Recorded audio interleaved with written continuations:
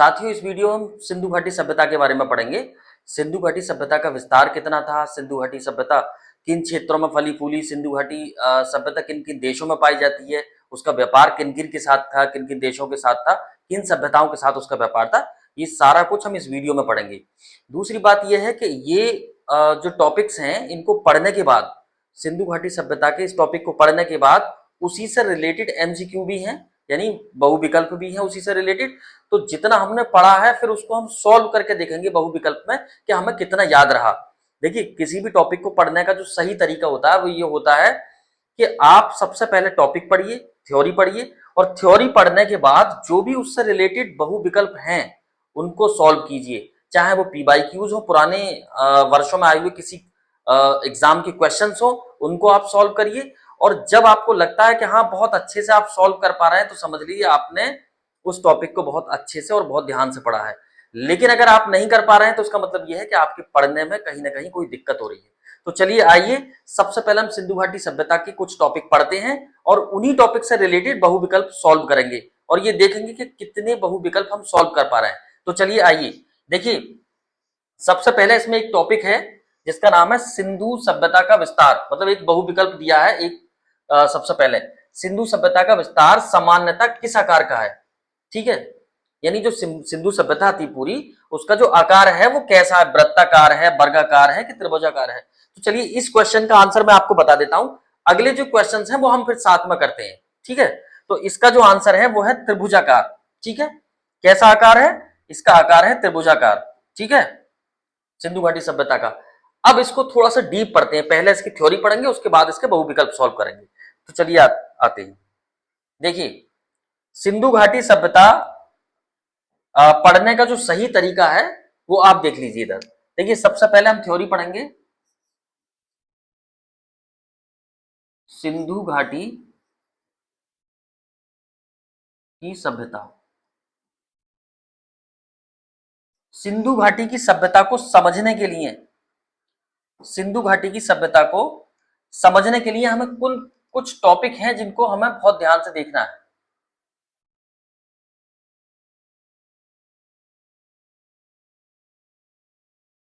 ठीक है,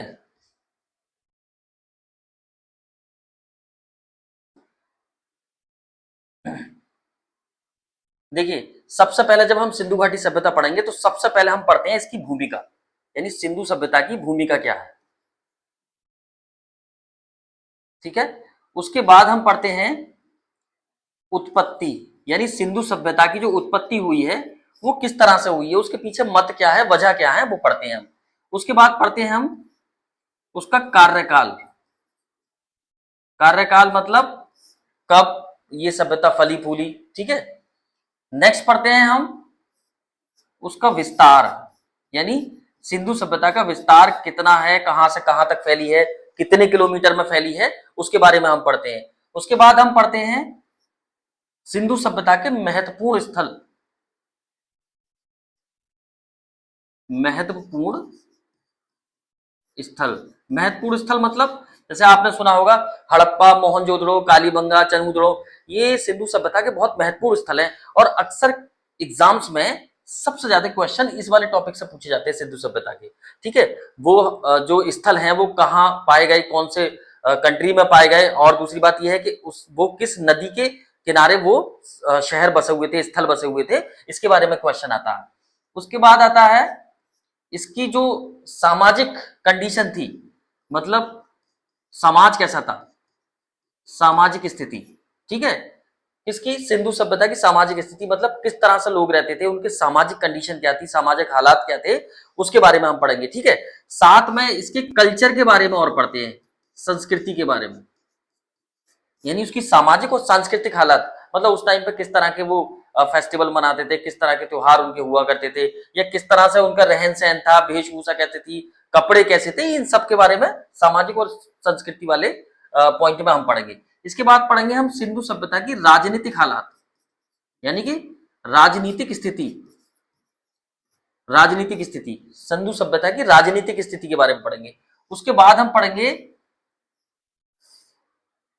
सिंधु सभ्यता की आर्थिक स्थिति, मतलब आर्थिक स्थिति का मतलब यह है कि सिंधु सभ्यता के जो लोग थे, उस टाइम के लोगों का जो आर्थिक जीवन था वो क्या था, मतलब उनके व्यवसाय क्या थे, उनके आमदनी के स्रोत क्या थे, वो किन किन देशों के साथ बिजनेस करते थे, किस तरह का बिजनेस किया करते थे, और किस तरह से किन कम्युनिकेशन के माध्यम से, मतलब जल मार्ग से जाते थे कि स्थल मार्ग से जाते थे, वो इसमें पढ़ेंगे। और लास्ट में पढ़ेंगे हम इसका पतन, यानी सिंधु सभ्यता का पतन, यानी इतनी विशाल सभ्यता जो गायब हो गई, जो जमीन के अंदर दब करके रह गई, तो सारे के सारे लोग एक साथ इतने कहां चले गए, कैसे, मतलब किस तरह की वो सभ्यता नष्ट हो गई, वो हम इसमें पढ़ेंगे पतन में, ठीक है, यानी उसके पतन के क्या कारण थे। तो देखिए ये टॉपिक हैं जिन टॉपिक को ध्यान में रखते हुए ही हम इसकी स्टडी करेंगे। अगर ऐसे आप पढ़ेंगे तब तो आप समझ लीजिए आप सही दिशा में चल रहे हैं, और अगर आप बीच में से कहीं से भी कोई टॉपिक उठा करके पढ़ लेंगे तब वो शायद आपके दिमाग में अच्छी तरह से ना बैठ पाए, ठीक है। तो चलिए, इसका जो सबसे पहला टॉपिक है, इसका जो ये फर्स्ट टॉपिक है, एक तो भूमिका और इसका विस्तार, सबसे पहले हम इन दो टॉपिक को उठाते हैं, उसके बाद इसकी उत्पत्ति और फिर कार्यकाल की चर्चा करेंगे, ठीक है। चलिए आते हैं, देखिए ये मैप के थ्रू मैं इसको समझाऊंगा। अच्छा थोड़ा सा ये देख लीजिए, ये गूगल पर गलत दे रखा है मैप, हमारा जो भारत है वो यहां तक है, मतलब जम्मू कश्मीर का जो हिस्सा है वो गलत बना रखा था इन्होंने। तो चलिए देखते हैं। तो सबसे पहले हम जो बात करेंगे, ये भारत है, ठीक है, भारत से, ये भारत है यहाँ पर, ठीक है, और यहां पर है इराक, ये जो है मेसोपोटामियन की सभ्यता है, मेसोपोटामिया, इसको मेसोपोटामिया या सुमेरियन सभ्यता भी बोलते हैं, सुमेरियन सभ्यता, ठीक है, मेसोपोटामिया या सुमेरिया की सभ्यता भी बोलते हैं इसको। और यहां इस जगह पर देखिए, ये जो नदी जा रही है आपको दिख रही है, ये नील नदी है, इस नील नदी के चारों ओर इस मिस्र वाले हिस्से में यहां थी मिस्र की सभ्यता, इजिप्शियन सिविलाइजेशन, मिस्र की सभ्यता, और ये भारत में था, यानी भारत की सभ्यता। तो देखिए भारत की सभ्यता में, मतलब जो सिंधु घाटी की सभ्यता, सबसे पहले देखते हैं कहां से कहां तक फैली थी। तो देखिए यहां जम्मू कश्मीर में एक जगह है मांडा, जम्मू कश्मीर में यहां पर है मांडा, ठीक है, मांडा, और यहां पर है, जम्मू कश्मीर हो गया मांडा, और ये मांडा सबसे उत्तरी स्थल है, किस तरह का स्थल है ये, सबसे उत्तरी स्थल है, सबसे दक्षिणी स्थल यहां पर है, ठीक है, सबसे पूर्वी स्थल यहां पर है, और सबसे पश्चिमी स्थल यहां पर है, ठीक है। यानी क्वेश्चन ये आता है कि सिंधु सभ्यता का जो सबसे उत्तर का है, सबसे उत्तरी स्थल है, उसका नाम क्या है और किस राज्य में पड़ता है। तो उसका स्थल ये जो खुदाई में मिला वो मांडा मिला, और ये जम्मू कश्मीर में है, ठीक है। और ये जो नदी पड़ती है इसमें, ये चिनाब नदी के किनारे बसा हुआ है, मतलब पहले जो सिंधु सभ्यता के जितने भी स्थल मिले हैं वो नदियों के आसपास मिले हैं। कारण उसका ये था कि इरिगेशन के लिए, सिंचाई के लिए उन्हें पानी की आवश्यकता थी, जानवरों के लिए पानी की आवश्यकता थी, खुद के भी साफ सफाई के लिए, पानी पीने के लिए, नहाने के लिए भी उन्हें पानी की आवश्यकता थी। तो वो मोस्टली जो रहा करते थे वो नदियों के किनारे ही रहा करते थे। इसलिए ये सारी जो सभ्यता फैली है वो सिंधु की सहायक नदियों झेलम, चिनाब, रावी, सतलज, ब्यास के चारों ओर फैली है, ठीक है, और अन्य नदियों के किनारे भी ये बसी हुई है। तो देखिए ये मांडा हो गया, पूरब में ये उत्तर का मोस्ट हो गया, यानी ये उत्तर साइड होगी, नॉर्थ, ठीक। अब हम बात करते हैं दक्षिण की, तो यहां है दैमाबाद, दैमाबाद, ठीक है, ये दैमाबाद स्थल जो है ये महाराष्ट्र में पड़ता है, ठीक, और ये पिरवरा नदी के किनारे है, मतलब कहां बसा हुआ है ये पिरवरा नदी के किनारे बसा हुआ दैमाबाद महाराष्ट्र में, ठीक है। और यहां पर है आलमगीरपुर, ये है उत्तर प्रदेश, उत्तर प्रदेश में एक स्थल है आलमगीरपुर, आलमगीरपुर, ठीक है, ये हिंडन नदी के किनारे है, शायद आपने सुना हो हिंडन नदी, ठीक है। यानी उत्तर प्रदेश में जो मेरठ है, मेरठ में ये जगह है आलमगीरपुर, स्थल है ये सिंधु सभ्यता का, हड़प्पा सभ्यता का। तो एक स्थल यहां पाया गया, ये सबसे पूरब का सबसे लास्ट है, इसके बाद कोई स्थल नहीं पाया गया है।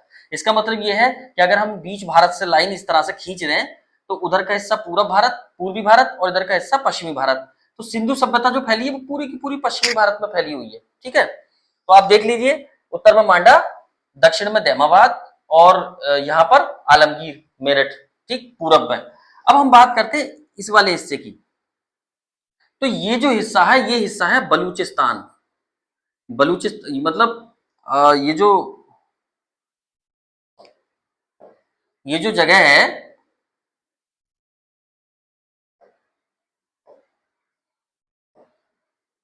ठीक है, ये सुमेरिया था, मिट गया थोड़ा सा।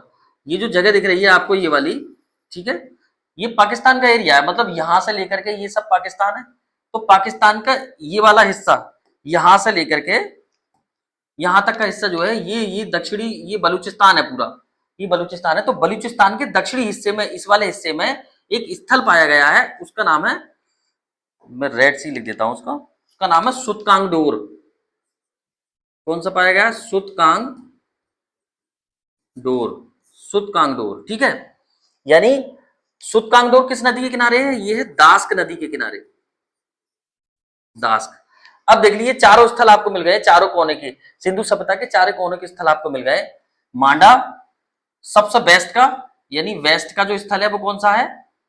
सुतकांगडोर। ये नॉर्थ का हो गया, ये साउथ का हो गया, ये ईस्ट का हो गया, ठीक है, चारों आपको मिल गए हैं। अब देखिए, जो क्वेश्चन मैंने अभी कराया था आपको कि सिंधु घाटी सभ्यता का जो आकार है, वो आकार त्रिभुजाकार है। तो देखिए, देख लेते हैं कि वाकई में त्रिभुजाकार है या और तरीके से है कोई। तो देखिए, यहां से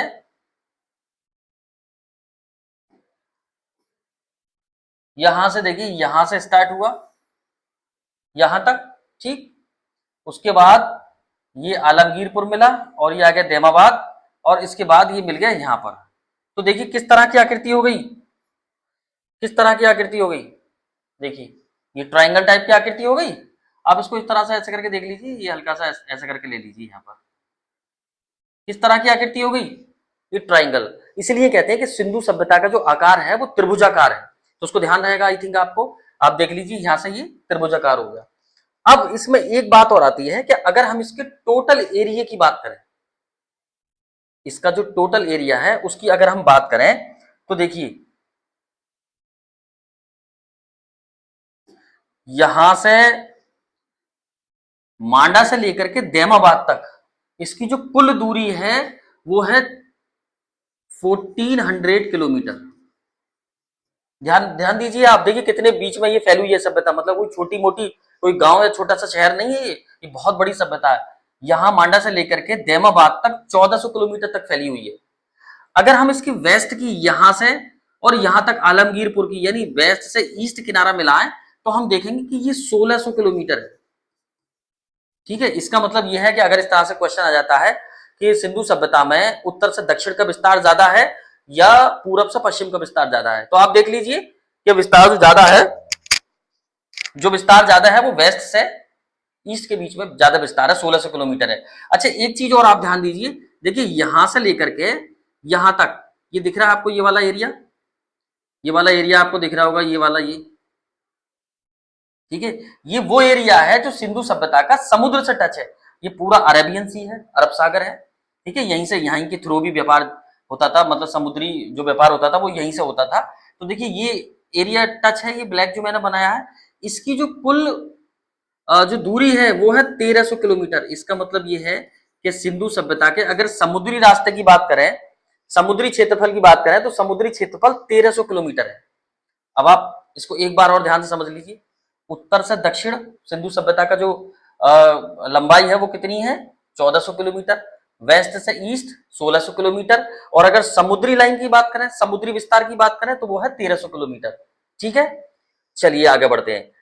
अब इस सभ्यता का व्यापार, इस सभ्यता का जो व्यापार था वो इसके साथ भी था और मिस्र की सभ्यता के साथ था। इसका मतलब ये यहां से और ये यहां से व्यापार करते थे। क्या करते थे? ये यहाँ के लोग यहां से और यहां से व्यापार करते थे, ठीक है। इन तीनों के बीच में बहुत उन्नत किस्म का व्यापार था, बहुत समृद्ध व्यापार था। दोनों की, तीनों की मोहरें एक दूसरे के यहाँ पाई गई हैं, जिससे पता चलता है कि हाँ, इनके बीच में व्यापार होता था। दूसरी बात यह है कि ये भी कांस्य की सभ्यता है, यहां पर भी कांस्य की सभ्यता है, कांस्य सभ्यता है। यहां भी कांसा पाया गया है, इस जगह भी कांसा है, ठीक है, और यहां भी कांसा पाया गया है। इसका मतलब यह है कि हम कह सकते हैं कि ये तीनों ही सभ्यताएं तीनों ही जो सभ्यता है ये कांस्य युगीन है। सिंधु घाटी की सभ्यता, मेसोपोटामियन की सभ्यता और मिस्र की सभ्यता। एक चीज और, ये जो सभ्यता है मिस्र की, ये नील नदी के किनारे बसी हुई है, ठीक है। हमारी जो सभ्यता है वो मोस्टली सिंधु नदी के किनारे बसी हुई है। आगे हम और नदियों का जिक्र भी करेंगे। मेसोपोटामिया की जो सभ्यता है ये दजला और फरात नदियों के बीच में है।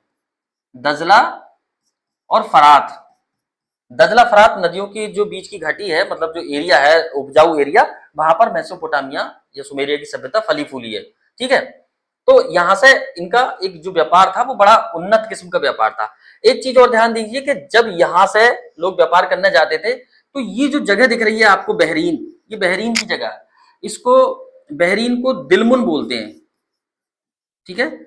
इसको दिलमुन मतलब उनके जो साक्ष्य हैं, लिखित साक्ष्य हैं, उसमें हड़प, इसमें मेसोपोटामिया वाले में इसको दिलमुन कहा है। किसको? इसको दिलमुन कहा है बहरीन को। ऐसे ही यहाँ ये जो ओमान का एरिया है इसको मगन बोलते थे, ध्यान रखना इसको। ये भाई मगन गलत लिख गया है, ये गा है, ठीक है। मगन यानी ये ओमान वाला एरिया, इसको मगन बोलते थे, बहरीन को दिलमुन बोलते थे, ठीक है। यहां से सिंधु घाटी सभ्यता के लोग तांबा लेकर के जाते थे, ठीक है।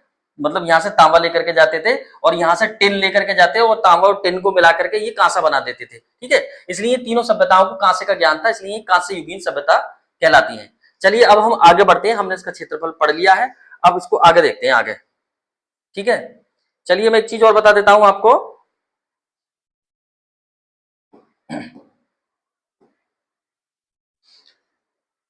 ये जो सभ्यता है, इसके जो स्थल मिले हैं जिनका मैं अभी जिक्र कर रहा था, देखिए एक चीज और,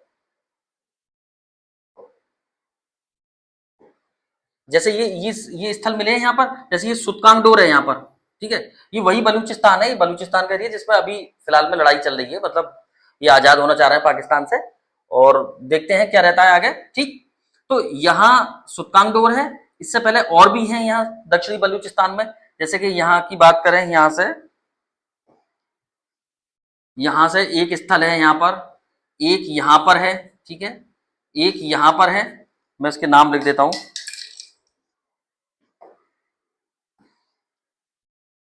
देखिए ये जो है ये है डावरकोट, डावरकोट, ठीक है। और ये वाला जो हिस्सा है ये है बालाकोट, ठीक है। और ये वाला जो हिस्सा है ये है सुतकाको, ये क्या है? सुतकाको, ठीक है।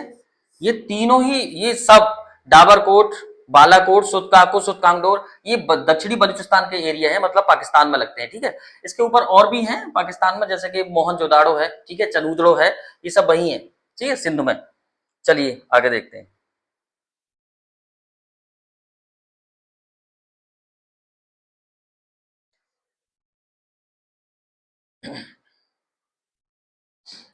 देखिए आजादी से लेके यानी 1947, 1947 के बाद, मतलब पहले 1947 से पहले भारत में, मतलब टोटल जो इसके स्थल थे वो 40 थे, यानी 40 खोज लिए गए थे।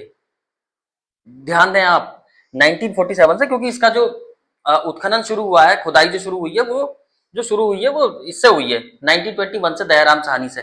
तो 1947 तक इसके 40 स्थल खोज लिए गए थे। और 1947 के बाद, यानी आफ्टर 1947, इसके बाद जो हो गए टोटल हो गए 1400, यानी वर्तमान में कितने, 1400 प्लस है। अब आप देख लीजिए 47 तक 40 और आफ्टर 47 1400।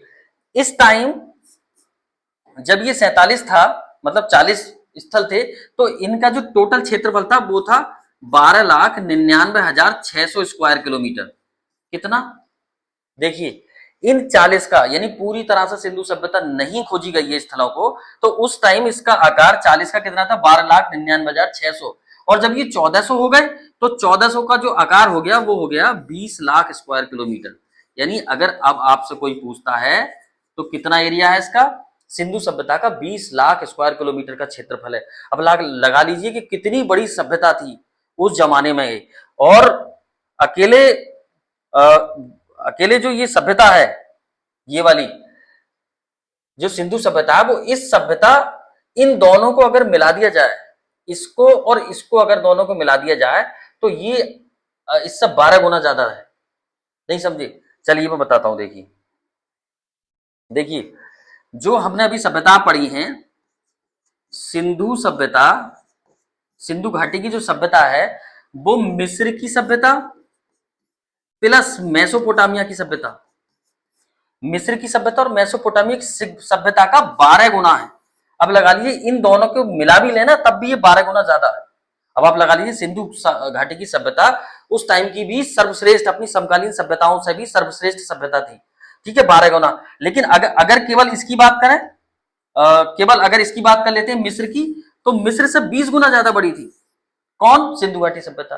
यानी सिंधु घाटी सभ्यता मिस्र से 20 गुना ज्यादा, और अगर दोनों को मिला दिया जाए तो 12 गुना ज्यादा थी। अब आप लगा लीजिए कितनी विशाल सभ्यता थी। यानी मतलब अपने आप में एक बहुत बड़ी बात है, इतना बड़ा क्षेत्रफल लेना, ठीक है। चलिए, अब ये जो है, जो मैंने यहां बताया आपको, देखिए ये जो क्षेत्र मिले हैं, जो टोटल क्षेत्र मिले हैं, चलिए यही बता देता हूं। ये जो 1400 जो स्थल हैं, इन 1400 स्थलों को देख लेते हैं कि ये कहां कहां पाए गए हैं। देखिए टोटल कितने हो गए? 1400, ठीक है। आजादी के बाद 1400 स्थल खोज लिए गए हैं। कितने? 1400 स्थल। अब इन 1400 स्थलों को, इनको 3 हिस्सों में यहां पर बांटा है, ठीक है। देखिए कहां कहां, एक तो ये पाकिस्तान, उसमें अफगानिस्तान में, यानी इसके जो स्थल हैं वो अफगानिस्तान में भी मिले हैं, ठीक है, और ये मिले हैं पाकिस्तान में, ठीक, पाकिस्तान में, और मिले हैं ये भारत में। यानी इन 3 स्थलों पर ये 1400 स्थल पाए गए हैं। मतलब इसका मतलब यह है कि इन तीनों ही स्थलों में सिंधु घाटी सभ्यता लगभग समाहित है। तो देखिए वो कौन कौन से हैं। देखिए अफगानिस्तान में 2 स्थल मिले हैं। कितने मिले हैं? 2। पाकिस्तान में 475 स्थल मिले हैं, और भारत में मिले हैं 925 स्थल, ठीक है। ध्यान रखना, इसका मतलब सबसे ज्यादा कहां मिले हैं? सबसे ज्यादा जो स्थल मिले सिंधु घाटी सभ्यता के, वो भारत में मिले हैं। कितने? 925। और इन 925 में भी अगर देखें तो गुजरात में सबसे ज्यादा स्थल मिले हैं, ठीक है। तो चलिए देखते हैं वो कौन कौन से स्थल हैं। अफगानिस्तान में जो स्थल मिले हैं, एक का नाम है शुर्तगुई। शुर्तगुई, क्या नाम है इसका? शुर्तगुई। एक स्थल और है इसका, शुर्तगुई एक और है इसका, वो मैं अभी बता दूंगा, ध्यान आ जाएगा। तो ऐसे ही पाकिस्तान में जो स्थल हैं, पाकिस्तान में जो स्थल हैं वो 3 जगह पाए गए हैं। एक तो पाए गए हैं दक्षिणी बलूचिस्तान के एरिया में, देखिए मैंने अभी बताया था आपको, जहां पर एक तो पाए गए हैं कि दक्षिणी बलूचिस्तान में, ठीक है। कहां पाए गए? दक्षिणी बलूचिस्तान में सबसे ज्यादा, जैसे मैंने अभी बताया था आपको, सुत्कांगडोर, सुत्काको, बालाकोट, डाबरकोट, तो ये दक्षिणी बलूचिस्तान का एरिया है वो।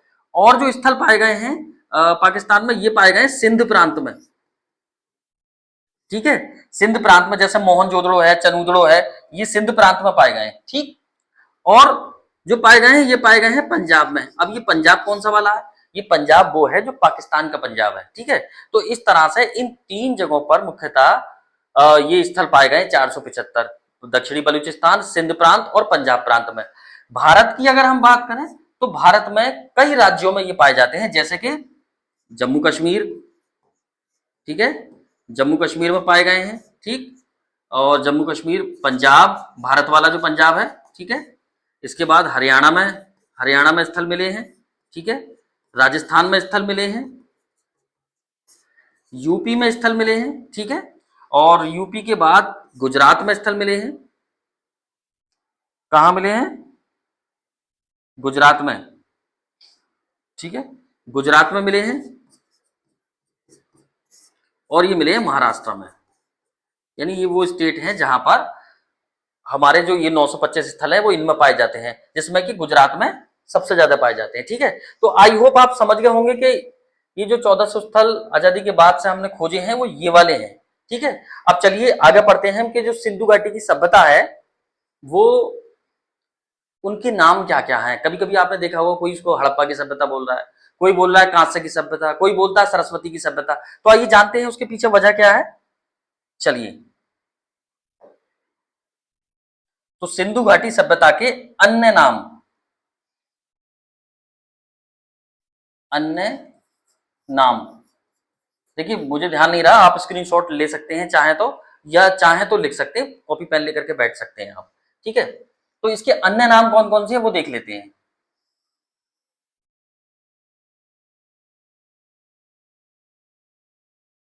देखिए, अन्य नाम है इसके, इसको जो बोलते हैं हड़प्पा की सभ्यता भी बोलते हैं, हड़प्पा, हड़प्पा सभ्यता बोलते हैं इसको।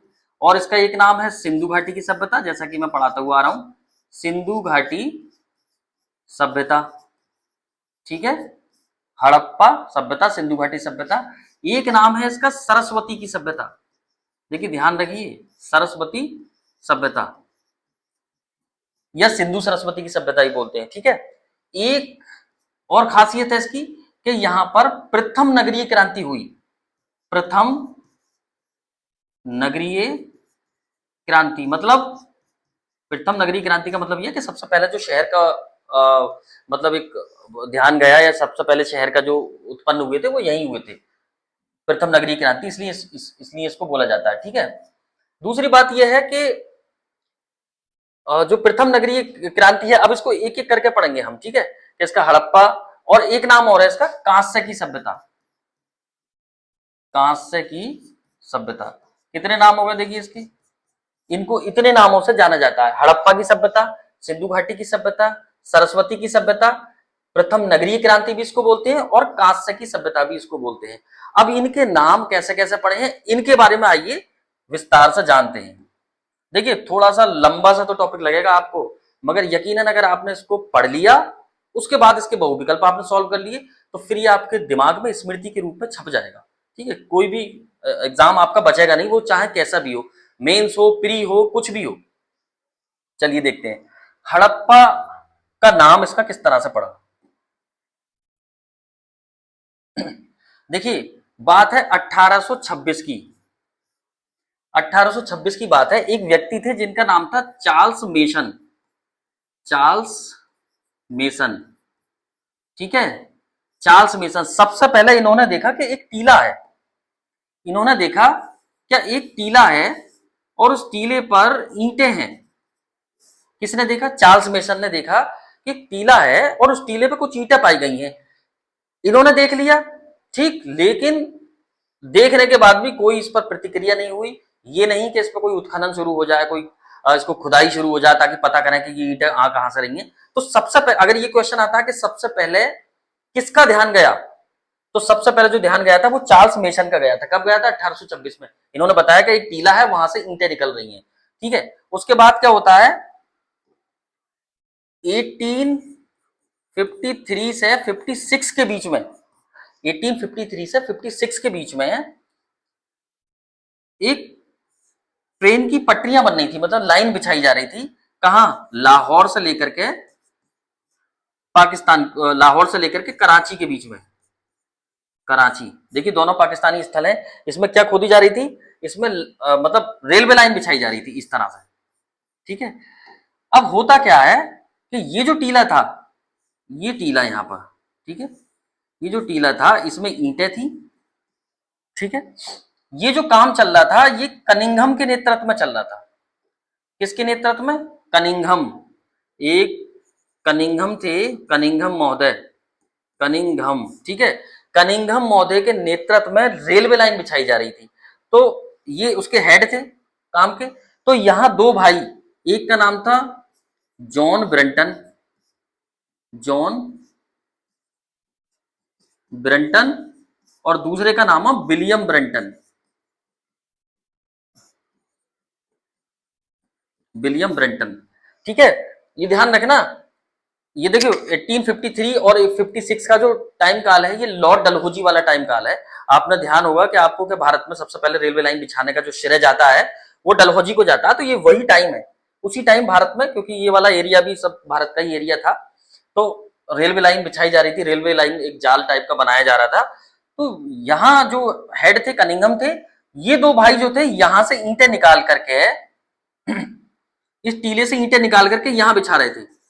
ठीक है, जैसे आपने देखा होगा रेल की पटरियों के चारों ओर पत्थर पत्थर डालते हैं, पत्थर बिछाते हैं, तो ये ईंटें यहां से, अब फ्री की ईंटें मिल गई तो यहां से ईंटें उठाई और यहां डालने शुरू कर दी। क्या नाम था? ब्रेंटन बंधु, जॉन ब्रेंटन और विलियम ब्रेंटन। ठीक है, इनकी लीडरशिप में ये करवा रहे थे काम। ठीक, अब उसके बाद भी ईंटें तो डाल रहे हैं, लेकिन ये नहीं सोच रहे कि ये ईंटें कहां से रहेंगे। यानी एक बार फिर इन्होंने ये मिस कर गए इतनी विशाल सभ्यता को जानने के लिए, मतलब ये भी नहीं जान पाए, तो इन्होंने भी अपना काम पूरा किया और खत्म। ठीक, लेकिन होता क्या है, होता क्या है, 1921 की बात है। ठीक है, 1921 की बात है। भारतीय पुरातत्व सर्वेक्षण विभाग के एक अध्यक्ष थे, उनका नाम था जॉन मार्शल।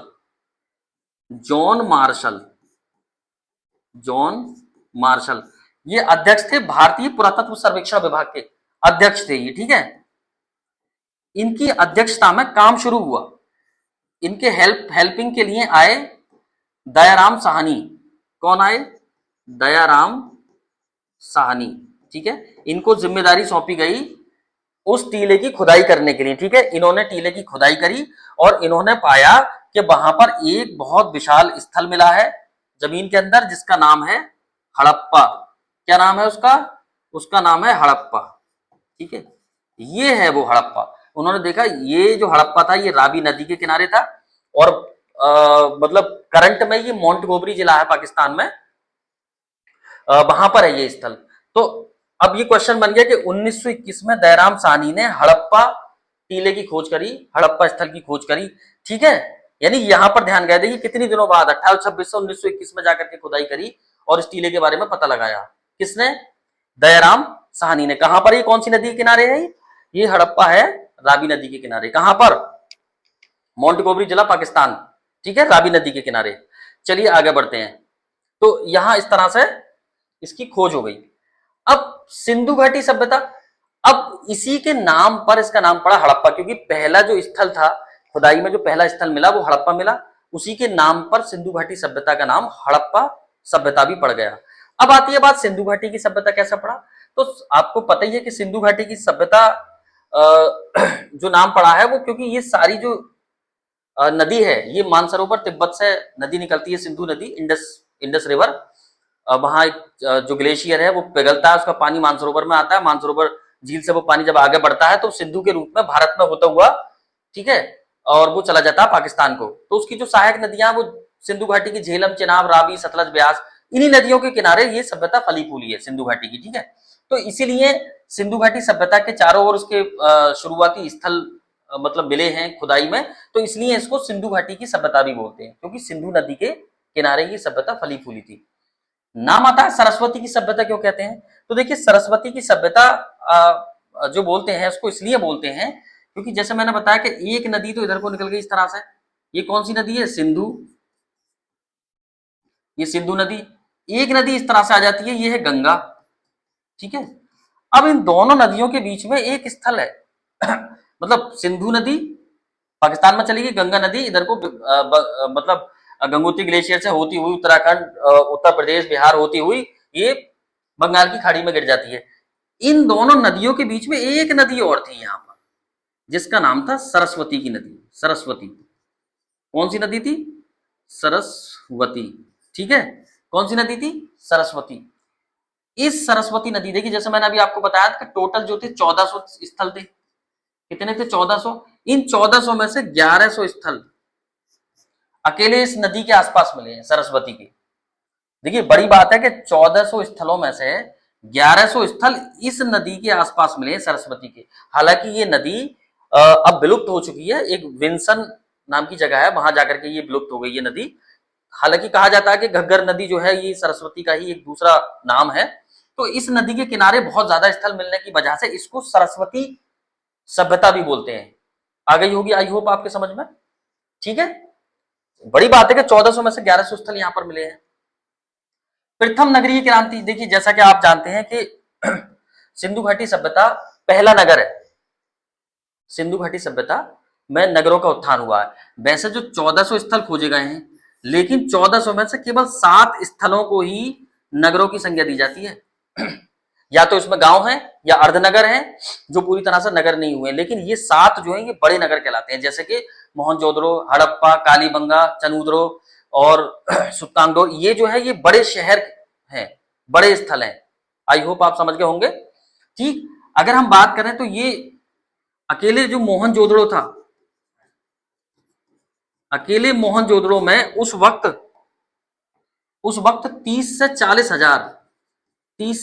हजार जनसंख्या रहती थी। बताइए, उस टाइम पर मोहनजोदड़ो में 30 से 40 हजार जनसंख्या रहती थी, जो भूमध्य सागरीय जनसंख्या थी, मतलब यहां आकर के, मतलब यहां रहती थी वो जनसंख्या। तो आप लगा लीजिए कितना बड़ा शहर होगा। दूसरी बात यह है कि इसमें एक खासियत और है, इसको नगरीय क्रांति क्यों कहते हैं।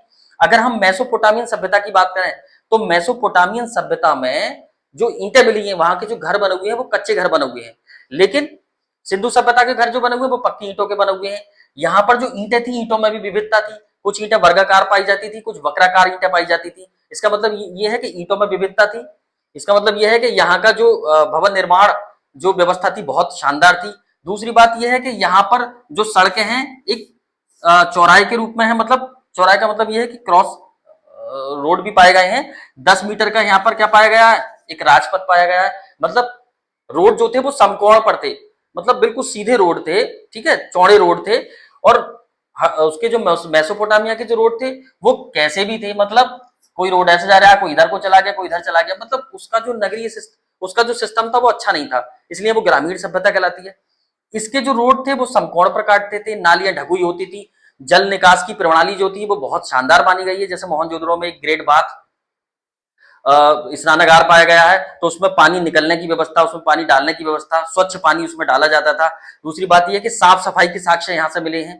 तो हम कह सकते हैं कि ये जो सभ्यता थी ये नगरीय सभ्यता थी, बड़ी शानदार सभ्यता थी। आज के दौर में भी हम देखेंगे कि नालियां हमें कच्ची मिल जाएंगी, ढकी हुई नहीं मिलेंगी। यहाँ पर नालियां भी ढकी हुई थी, मतलब इतना अच्छा सिस्टम था इनका, इसलिए इसको प्रथम नगरीय क्रांति भी कहा जाता है।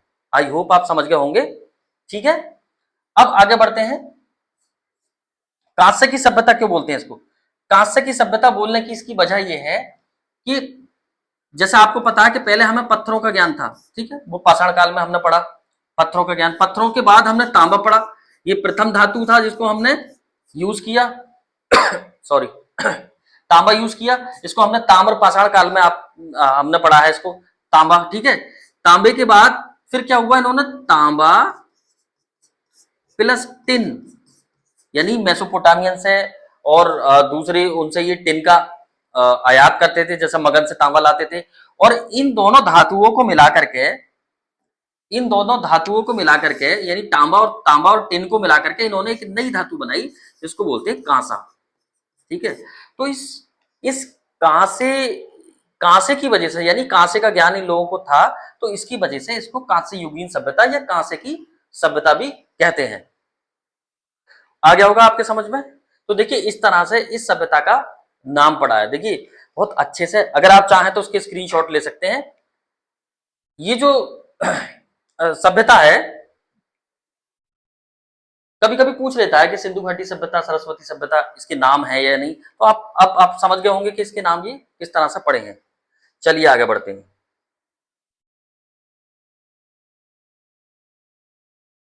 देखिए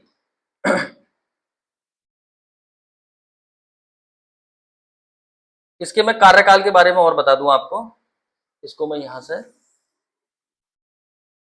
इसके कार्यकाल के बारे में और बता दूंगा आपको, ठीक है। उसके बाद इसके एमसीक्यू सॉल्व करते हैं।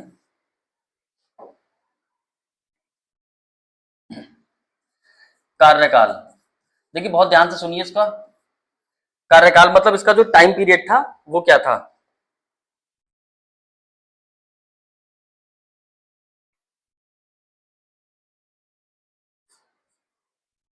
यानी हमें यह पता है कि सिंधु घाटी सभ्यता बड़ी सभ्यता थी, इसमें लिखित साक्ष्य मिले हैं।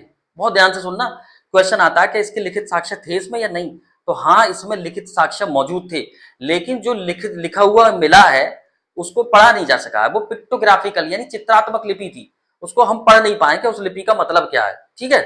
तो अब देखिए, तो इसमें पहली जो हम पढ़ेंगे, मतलब सही हम इसका पता नहीं लगा पाए, उसकी वजह है एक तो तिथि का ना पढ़ा जाना, यानी तिथि का ना पढ़ा जाना, मतलब जो लिपि थी उस लिपि का ना पढ़ा जाना था, ठीक है।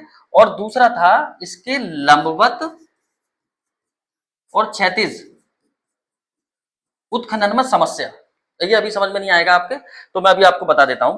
तो इसमें जो तिथि का ना पढ़ा जाना है, मतलब तिथि के बारे में जब हमने उसकी भाषा को समझे ही नहीं, जाने ही नहीं, तो हम कैसे बता सकते हैं कि ये सभ्यता कितनी पुरानी है। लेकिन फिर भी जांच के आधार पर विद्वानों ने, जो मतलब पुरातत्ववेत्ता हैं, उन्होंने जांच के आधार पर, ठीक है, जो भी तिथियां दी हैं वो मैं आपको बता देता हूं। एक थे जिनका नाम था sir John Marshall, sir John Marshall, यानी सर जॉन मार्शल ने जो टाइम पीरियड बताया है इसका, वो बताया 3250 से 2750। कितना बताया? 3250 से 2750 बीसी, ठीक है। इन्होंने बताया कि सिंधु सभ्यता का जो टाइम पीरियड था वो 3250 से 2750 बीसी था। दूसरे थे martyr martyr wheeler, martyr wheeler, इन्होंने जो बताया है वो 2500 बीसी से, यानी 3250 2750 बीसी सर जॉन मार्शल, और इन्होंने बताया मार्टिन व्हीलर ने 2500 से 1500 बीसी के बीच में। समझ रहे हैं? यानी इन्होंने अपने अपने हिसाब से टाइम दिया है, मतलब जो इन्होंने खोज की है उसके हिसाब से इन्होंने टाइम दिया है कि इतना मतलब जो इसका कार्यकाल था, जो टाइम पीरियड था सिंधु सभ्यता का, वो ये था। दूसरा है जो एक इंपॉर्टेंट कहलाती है radio carbon method, radio carbon method. इसमें 2350 बीसी से लेकर के 1750 बीसी, यानी ये जो टाइम पीरियड है 2350 से 1750 बीसी का टाइम पीरियड रेडियो कार्बन है, तो इसको इसको थोड़ा ठीक मान लिया जाता है, ठीक है। तो इस तरह से इन्होंने क्या दिया है, ये अपने अपने पुरातत्ववेत्ताओं ने अपने अपने टाइम पीरियड दिए कि सिंधु सभ्यता का कार्यकाल इतना था, टाइम पीरियड इतना था। अब चलिए इसको देख लेते हैं, लंबत और दक्षिण ये क्या है। तो देखिए इसका मतलब ये है कि हमें सही तरीके से तिथि का ज्ञान इसका नहीं हुआ, बस एक जो भी जांच पड़ताल हमें मिली है उसके आधार पर ये टाइम पीरियड रख दिया गया। इसमें देख लीजिए, इसमें जैसे मान लीजिए लंबत खुदान, जैसे जमीन है और हम उसकी जब खुदाई करेंगे तो इस तरह से खोदते हुए चले जाएंगे नीचे, ठीक है, उत्खनन उसका करते हुए चले जाएंगे। तो हम ये देखेंगे कि सबसे पहले मकान, सबसे पहले यहां पर जैसे मान लिया ये जमीन है, ठीक है, यहां पर लोग रहते हैं, आज के मतलब आधुनिक मकान यहाँ बने हुए हैं, ठीक है। और ये जो ये सिंधु घाटी के मकान है, तो जब इसकी खुदाई करी तो देखा कि यहाँ पर पाए गए, फिर इसके बाद और खुदाई करी, जैसे यहाँ पर नगर पाए गए, फिर इसके नीचे गांव टाइप के पाए गए या अर्ध नगर पाए गए, कम कम जो नगर होते हैं। उसके बाद देखा तो अर्ध गांव पाए गए, फिर गांव पाए गए, ठीक है। तो इस तरह से खुदाई करते गए और लास्ट में देखा कि यहाँ पर पानी है। तो यहां तक तो हमने खोद लिया, पता कर लिया, लेकिन पानी के नीचे कैसे जांच करें हम। तो लंबत मतलब एक खुदान में, लंबत उत्खनन में भी प्रॉब्लम थी, उस प्रॉब्लम की वजह से भी हम पता नहीं लगा पाए। अगर पानी के नीचे, पानी से ऊपर भी कुछ और होता तो हम रेडियो कार्बन विधि थे, यूरेनियम मेथड से हम उसका पता निकाल लेते कि कितना पुराना है, और उससे हम सिंधु सभ्यता का पूरी अच्छी से जानकारी निकाल लेते। लेकिन नीचे पानी आ गया तो हम पता नहीं निकाल सकते, ठीक है। तो लंबत खुदान में भी परेशानी है, वाटर की वजह से नीचे नहीं जा सकते। अगर क्षैतिज खुदान की बात करें तो चलिए, अगर हम इस तरह से खोदना शुरू करें ऐसे करके, तो हमें पता है कि यहां तक तो हम खोद लेंगे, यहां बस्ती नहीं है, लेकिन यहां तो ऑलरेडी अभी आधुनिक जमाने में मकान बने हुए हैं, बिल्डिंगें बनी हुई हैं, लोग रह रहे हैं, मतलब ये तो जीवित सभ्यता हुई ना। इसके नीचे हम खुदाई करते हैं तो ये जीवित सभ्यता तो नष्ट हो जाएगी।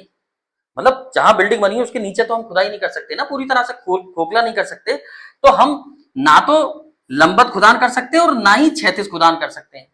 तो जब हम इस तरह से खनन नहीं कर सकते, उसको खुदाई नहीं कर सकते, पता नहीं लगा सकते, तो इस तरह से हम कह सकते हैं कि लंबत में भी समस्या हुई और क्षैतिज उत्खनन में भी समस्या हुई, जिसकी वजह से हम एक सही टाइम पीरियड, इसका कार्यकाल हम बताने में अक्षम रही है, ठीक है। और दूसरा, ये आप इनको याद रख लेना, ये इंपॉर्टेंट वाली मैंने लिखी है, हालांकि और विद्वानों ने भी अपने अपने मत दिए हैं। टाइम पीरियड दी है, लेकिन ये इंपॉर्टेंट वाली है तो आप इसको ध्यान रखना, ठीक है। चलिए अब देखिए एक चीज और बता दूं मैं आपको इससे पढ़ने से पहले।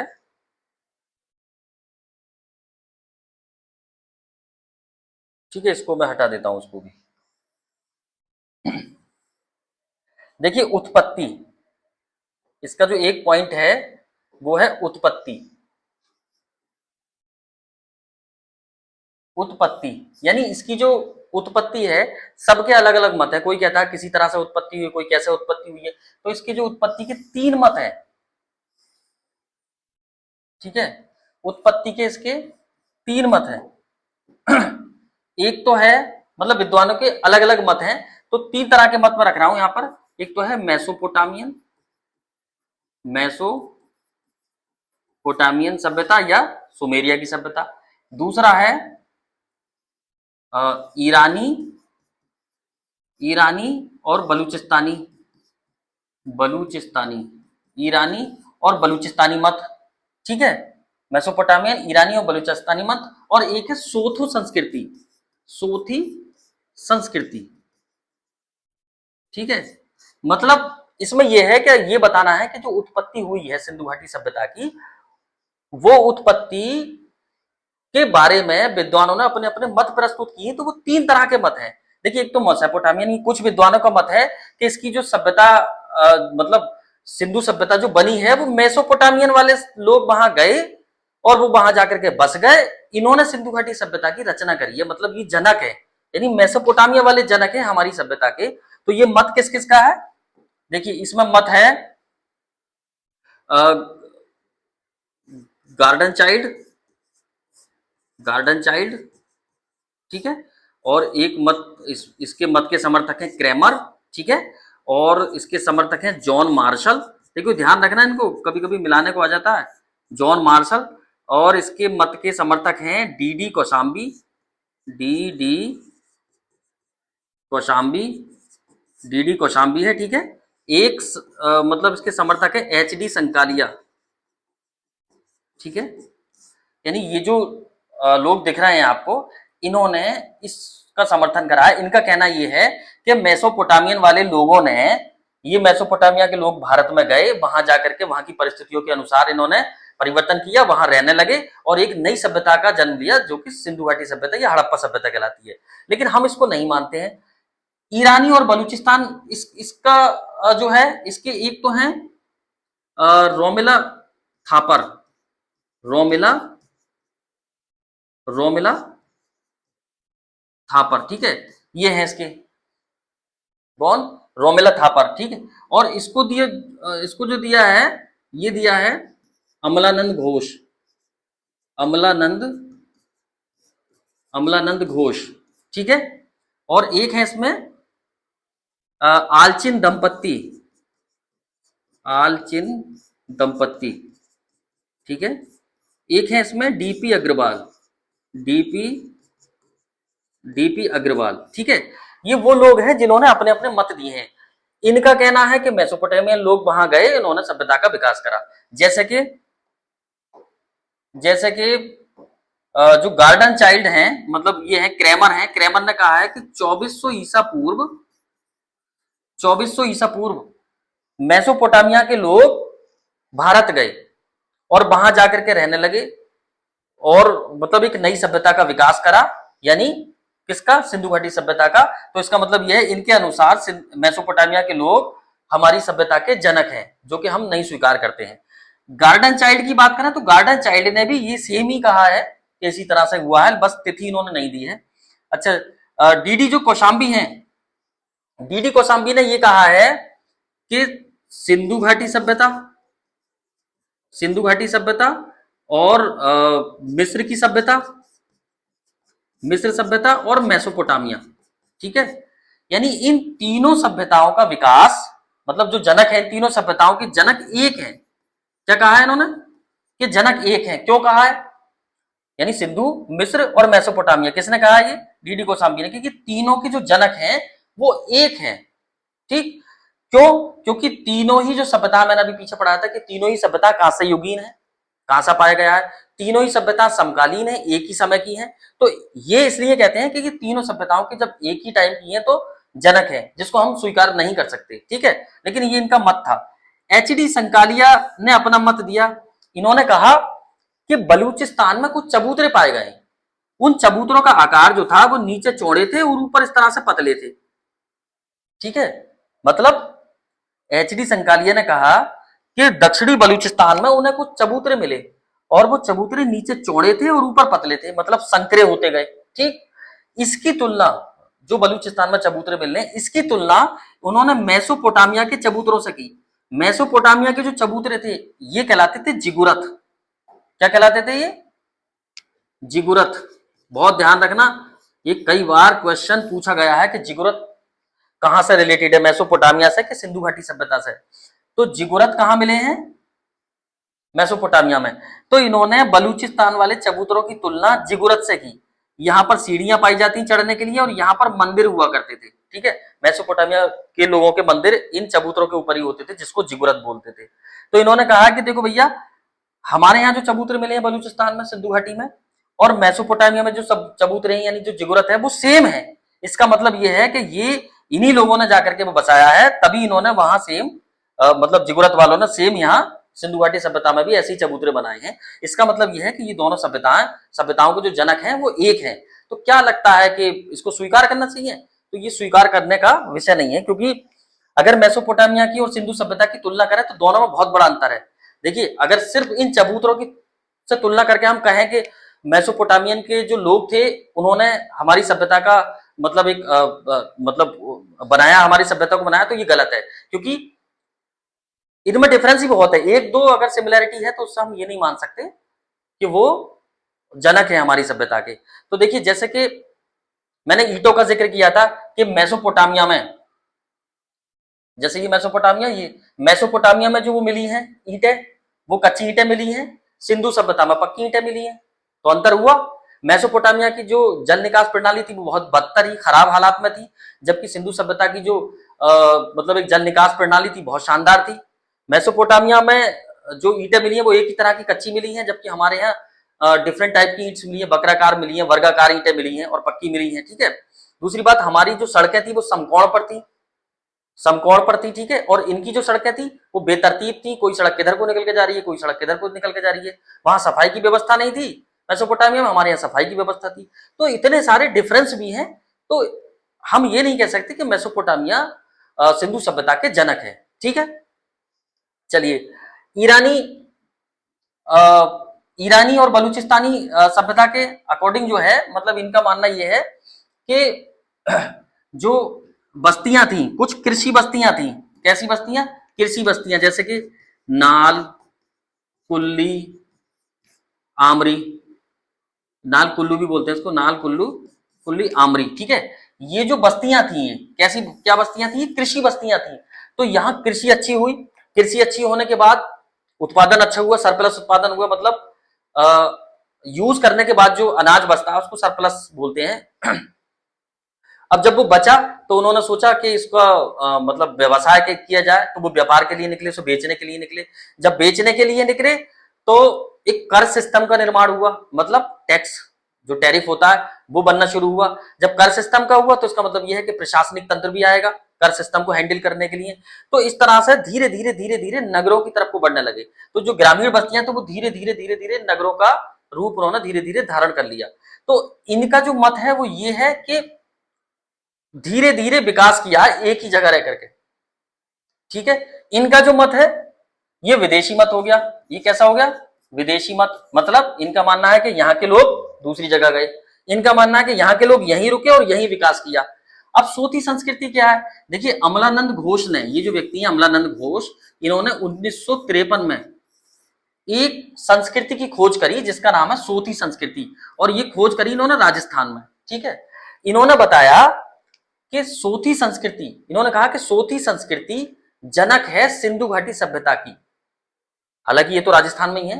कैसे बताया इन्होंने कहा कि वहां के जो मनके हैं, उन मनकों पर, यानी वहां के जो मृदभांड हैं, जो बर्तन हैं, उन बर्तनों पर पीपल के पत्ते का निशान है। सोती संस्कृति में भी पीपल के पत्ते का निशान है और सिंधु घाटी सभ्यता कि मृद भांडों में भी पीपल के पत्ते का निशान है। इसका मतलब यह है कि दोनों सभ्यताओं के जनक एक हैं। दूसरी बात इन्होंने कही कि सिंधु घाटी सभ्यता के जो मृद भांड है, उन मृद भांडों पर रस्सी के निशान है, और हमारे यहाँ की सिंधु घाटी सभ्यता की जो मृद भांड है उस पर भी रस्सी के निशान है। इसका मतलब कि दोनों सभ्यता एक है। एक और बताया इन्होंने कि जो सिंधु घाटी सभ्यता के जो बर्तन है उस पर लहरदार आकृति या डिजाइन बना हुआ है, जो कि सोती संस्कृति में भी वहां के मृद भांडों में पाया गया है। तो इन तीन वजहों के आधार पर ये कहते हैं कि सोती संस्कृति जनक है सिंधु घाटी सभ्यता की। ठीक है, तो कहीं ना कहीं ये विदेशी मत को तो सपोर्ट नहीं कर रहा है, ये भी देशी मत को सपोर्ट कर रहा है। ठीक है, ये भी देशी मत को सपोर्ट कर रहा है, मतलब एक ही जगह रह करके विकास करना, इसमें भी एक ही जगह रह करके विकास करना। तो ये दोनों देशी मत के हैं, ये अकेला विदेशी मत का है। ये लोग विसरणवादी सिद्धांत पर काम करते थे। किस सिद्धांत पर? विसरणवादी। देखिए विसरणवादी सिद्धांत, मतलब इनका मानना था कि विसरणवादी सिद्धांत हुआ सिंधु सभ्यता के मतलब जन्म में। जैसे विसरणवादी सिद्धांत क्या होता है? एक जगह से जाकर के दूसरी जगह जाकर के रहना और वहां नई सभ्यता बनाना, ये विसरणवादी सिद्धांत है। इनका जो है ये है क्रमिक विकास सिद्धांत। क्रमिक विकास सिद्धांत, देखिए बहुत ध्यान से इसको समझते रहिए।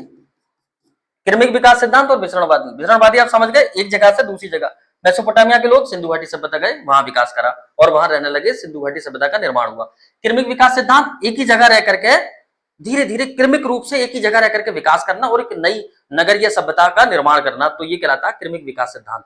तो इस तरह से ये जो टॉपिक्स थे जो मैंने आपको पढ़ाए थे, सबसे पहले देखिए ये टॉपिक आपके क्लियर हो गए हैं। देखिए भूमिका कंप्लीट हो गया है, उत्पत्ति कंप्लीट हो गया, कार्यकाल हो गया और विस्तार हो गया है। ठीक है, विस्तार भी मैंने आपको बता दिया है, 20 लाख स्क्वायर किलोमीटर का भी है। अब हमें जो पढ़ना है वो महत्वपूर्ण स्थल पढ़ेंगे, सामाजिक संस्कृति पढ़ेंगे, राजनीतिक हालात पढ़ेंगे, आर्थिक और पतन। सबसे इंपॉर्टेंट ये भी है इसमें। ठीक है, इसको बहुत ध्यान से पढ़ना है। तो अगली वीडियो में मैं इन टॉपिक के साथ लेकर के आऊंगा। चलिए आइए जो हमने पढ़ा है उससे रिलेटेड हम एमसीक्यू बहुविकल्प कर लेते हैं।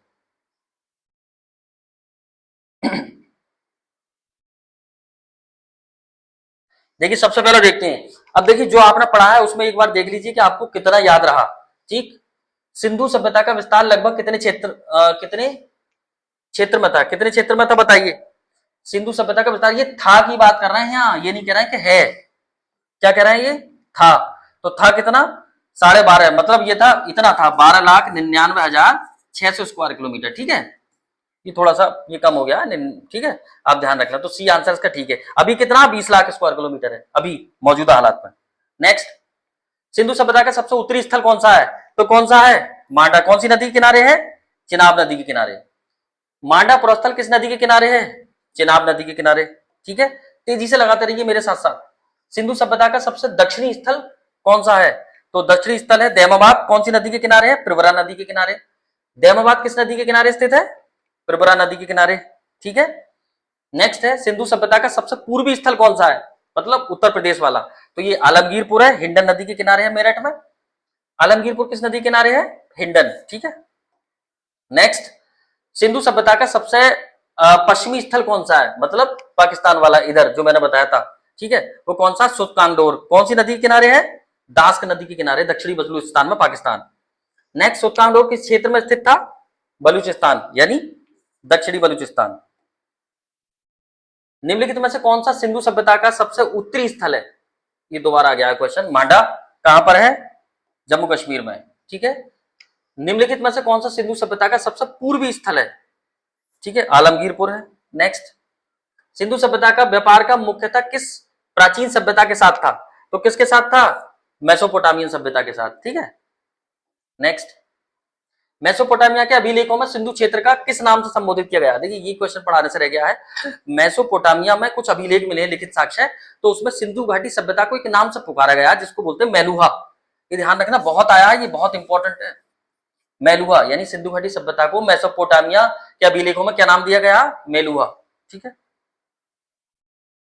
निम्नलिखित में से किस क्षेत्र के साथ सिंधु सभ्यता के व्यापारिक संबंध थे? किसके साथ थे? इसके साथ भी थे, इसके साथ भी, इसके साथ भी। ठीक है, उपयुक्त सभी। प्राचीन मेसोपोटामिया वर्तमान में मुख्यतः किस देश के क्षेत्र में स्थित है? तो बताइए। इराक में। ठीक है, इराक का जो क्षेत्र है वही मेसोपोटामिया है। सुमेरिया की सभ्यता। प्राचीन काल में बहरीन को किस नाम से जाना जाता था? देखिए बताया था, बहरीन किस नाम से? दिलमुन, जो कि मेसोपोटामिया, यानी कि मेसोपोटामिया, और यहां आ गया ये दिलमुन, ठीक है, और ये आ गया सिंधु घाटी सभ्यता, ठीक है। तो उनके बीच में एक व्यापारिक केंद्र था, दिलमुन उनके बीच में व्यापारिक केंद्र था सिंधु घाटी सभ्यता के, ठीक है। तो क्या नाम है उसका? बहरीन को क्या बोलते हैं? दिलमुन। प्राचीन ओमान क्षेत्र को मेसोपोटामिया अभिलेखों में किस नाम से जाना जाता था? देखिए मैंने बताया था आपको, मगन, ठीक है, मगन नाम से जाना जाता था। सिंधु सभ्यता का उत्तर से दक्षिण तक लगभग कितना विस्तार था? तो कितना विस्तार था? उत्तर से दक्षिण यानी मांडा से दैमाबाद कितना था? 1400 किलोमीटर, ठीक है, और पूरा पश्चिम 1600। पूर्व से पश्चिम तक लगभग कितना विस्तार था? 1600 किलोमीटर, ठीक है, यानी कि सुल्तानदौर से आलमगीरपुर। सिंधु सभ्यता के पूर्व पश्चिम विस्तार, पूर्व पश्चिम यानी पूर्व में आलमगीरपुर और पश्चिम में सुल्तानदौर। कौन सा आंसर हो गया? ये हो गया। निम्नलिखित में से कौन सा सिंधु सभ्यता के उत्तर से दक्षिण विस्तार को सही दर्शाता है? उत्तर से दक्षिण, तो उत्तर में मांडा और दक्षिण में दैमाबाद, यानी इसको दर्शाता है।